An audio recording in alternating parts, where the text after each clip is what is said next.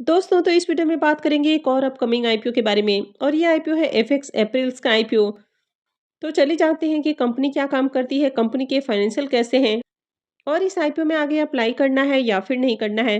तो इससे पहले कि मैं वीडियो को शुरू करूं, अगर आप इस चैनल पर पहली बार विजिट कर रहे हैं या फिर आपने चैनल अब तक सब्सक्राइब नहीं किया है तो चैनल को सब्सक्राइब कर लें और वीडियो को भी लाइक कर दें।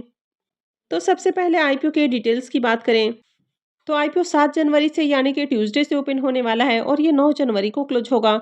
फेस वैल्यू 10 रुपये पर शेयर है। बुकिंग प्राइस 70 रुपीज़ है और आईपीओ में 2000 शेयर्स का लॉट रखा गया है। अब आईपीओ के साइज को देखें तो आईपीओ बहुत ही ज़्यादा छोटा है, यानी कि 1.92 करोड़ का आईपीओ है। 2 करोड़ से भी कम का आईपीओ देखने को मिल रहा है। आईपीओ में 2,74,000 टोटल शेयर्स रखे जाएंगे और पूरा का पूरा जो आईपीओ है ये फ्रेश इशू का आईपीओ रहेगा। ये एसएमई आईपीओ है, कंपनी बीएसई एसएमई के ऊपर लिस्ट होगी। अब ये काफ़ी छोटा आईपीओ है तो इसमें क्यूआईबीएस का पोर्शन नहीं रखा गया है। इसमें सिर्फ रिटेलर्स और एचएनआईज का पोर्शन है और इन दोनों के लिए ही 50-50% का पोर्शन रखा गया है।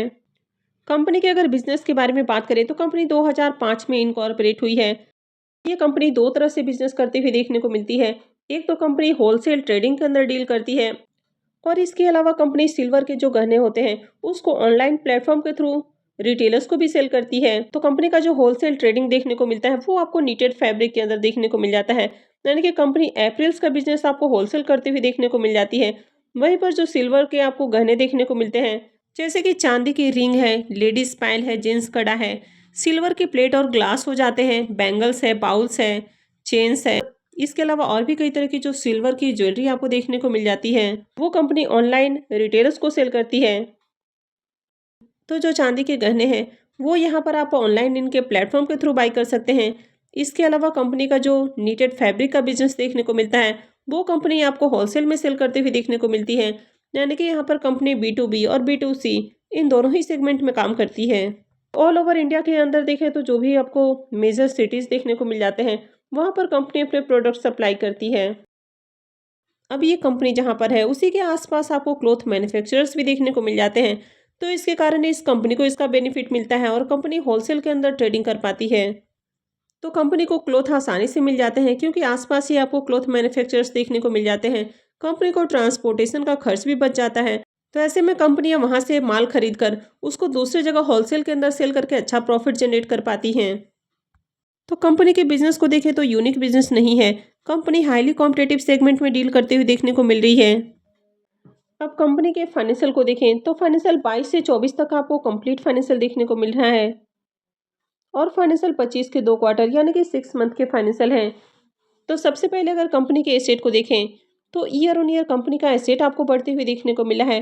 फाइनेंशियल 22 में कंपनी का एसेट जहां 57 लाख है, 23 में बढ़ के 346 लाख यानी कि 3 करोड़ 46 लाख का एसेट हो चुका है। 24 में 4 करोड़ 48 लाख का एसेट है और फाइनेंशियल 25 के 2 क्वार्टर में देखें तो 10 से 11 करोड़ के अराउंड कंपनी का एसेट देखने को मिल रहा है। कंपनी के रेवेन्यू को देखें तो फाइनेंशियल 22 में कंपनी का रेवेन्यू जहां 28 लाख है, 23 में देखें तो ये 14 करोड़ से भी ज़्यादा यानी कि 14 करोड़ 70 लाख का रेवेन्यू देखने को मिल रहा है और 24 में देखें तो 22 करोड़ से ज़्यादा का रेवेन्यू है। और वहीं फाइनेंशियल 25 के 2 क्वार्टर में ही देखें तो 15 करोड़ का कंपनी ने रेवेन्यू जनरेट किया है। तो रेवेन्यू के अंदर भी देखें तो शानदार जंप देखने को मिली है। प्रॉफिट को देखें तो फाइनेंशियल 22 के अंदर कंपनी मात्र 1 लाख का प्रॉफिट बना रही है, 23 में देखें तो इसका जो प्रॉफिट है वो बढ़ के 69 लाख हो चुका है और 24 में कंपनी ने 1 करोड़ 38 लाख का प्रॉफिट जनरेट किया है। तो फाइनेंशियल 24 के अंदर देखें तो 23 के मुकाबले 24 के अंदर शानदार जंप देखने को मिली है और फाइनेंशियल 25 के 2 क्वार्टर में भी देखें तो 90 लाख का प्रॉफिट है।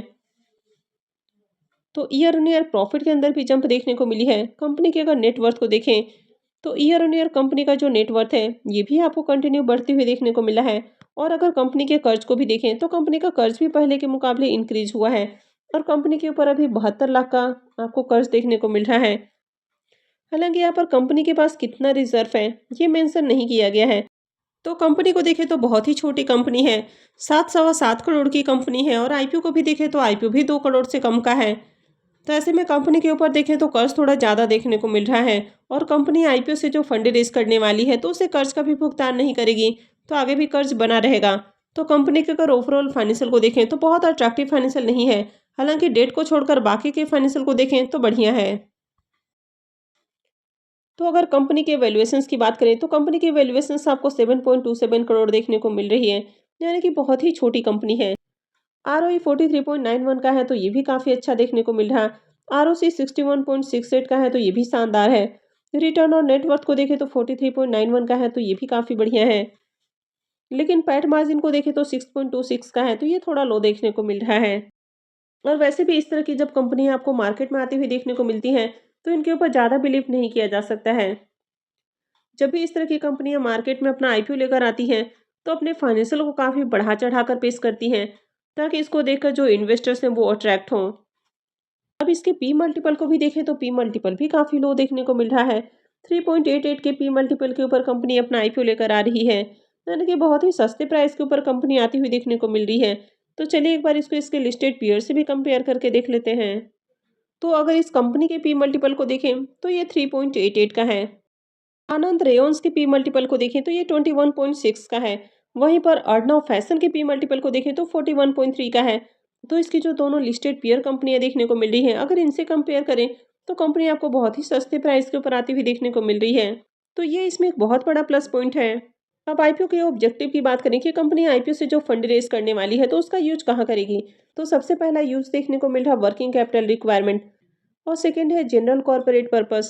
अब इस आईपीओ में लॉट साइज की बात करें तो आईपीओ में 2000 शेयर्स का एक लॉट है, और एक लॉट के ऊपर आपका जो इन्वेस्टमेंट है वो 1,40,000 रुपये है। अब इस कंपनी में प्रमोटर्स की होल्डिंग को देखें तो प्रमोटर्स की होल्डिंग 57% है, और आईपीओ लिस्टिंग के साथ ही प्रमोटर्स की जो होल्डिंग है वो 41.97% हो जाएगी।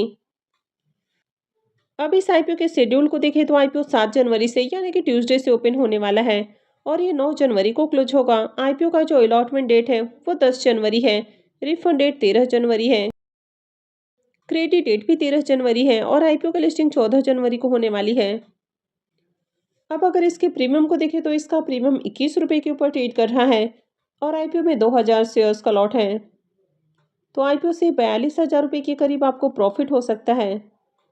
प्रीमियम को देखें तो प्रीमियम 30% के ऊपर देखने को मिल रहा है। तो प्रीमियम देखें तो प्रीमियम आपको बहुत अट्रैक्टिव प्राइस के ऊपर देखने को नहीं मिल रहा है। तो कंपनी के बिजनेस को देखें तो कोई यूनिक बिजनेस नहीं है। वैसे फाइनेंशियल देखें तो ठीक ठाक दिखाए गए हैं, लेकिन आईपीओ भी बहुत छोटा है। 2 करोड़ से भी कम का आईपीओ है। और अगर कंपनी के बारे में भी बात करें तो 7.25 करोड़ की कंपनी है। अब इस तरह के जो आईपीओ होते हैं बहुत ही ज़्यादा रिस्की आईपीओ होते हैं, बहुत ही छोटी कंपनी है। हालांकि प्रीमियम देखें तो प्रीमियम आपको थोड़ा डिसेंट प्राइस के ऊपर देखने को मिल रहा है, तो आईपीओ के अंदर डिमांड आ सकती है। और वैसे भी देखें तो बहुत ही छोटा आईपीओ है, तो हो सकता है कि खुलने के साथ ही फुल्ली सब्सक्राइब होते हुए देखने को मिल जाए, लेकिन इसमें अप्लाई करना बहुत ही ज़्यादा रिस्की है। तो इस तरह के आईपीओ को स्किप करना ज़्यादा अच्छा होता है। हालांकि हो सकता है कि लिस्टिंग आपको बढ़िया प्राइस के ऊपर देखने को मिल जाए, लेकिन उसके बाद यहाँ पर आपको बड़ा फॉल देखने को मिल सकता है। तो इस तरह के आईपीओ में ना अप्लाई करें वो ही ज़्यादा अच्छा है। और वैसे भी आईपीओ का साइज भी बहुत छोटा है, तो यहाँ पर अलॉटमेंट मिलना भी बहुत मुश्किल है। तो बेहतर है कि इस आईपीओ को स्किप किया जाए। तो आई होप कि आपको वीडियो अच्छी लगी होगी। तो अगर आपने वीडियो को लाइक नहीं किया है तो वीडियो को लाइक कर दें, चैनल को भी सब्सक्राइब करके रखें, और वीडियो को अंत तक देखने के लिए आप सबका बहुत बहुत धन्यवाद।